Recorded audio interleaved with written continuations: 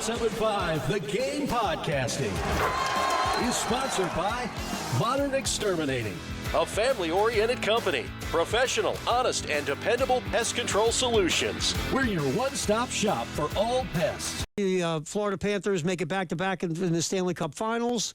They beat Edmonton They didn't make again. They didn't make last night too exciting, did they? No, they pretty much slapped the fun out of that thing real early. Got up in the first period, 3-0. Canada mourns once again. Yes, they do.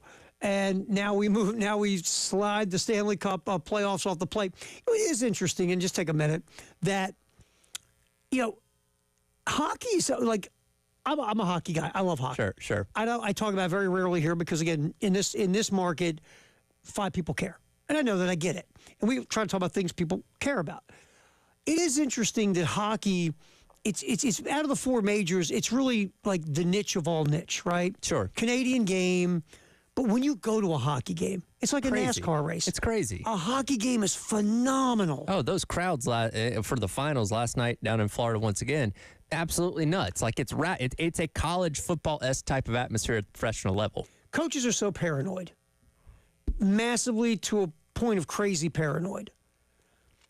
And I really don't think having a spring game on TV and having your opposition watch your spring game is going to affect wins and losses when you play that opponent. I just don't.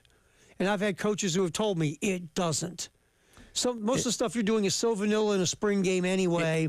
And the idea that someone's going to watch a player in your spring game and then poach him in the transfer portal. Again, Matt Rule, give me all the players you lost that went off somewhere and played great. You want that list? Yeah, the list is done. It's done. Also, when you kind of think about it, I'm like, this is almost kind of like if I was going to create a 20-minute video to show recruits when they come to visit, that would be it.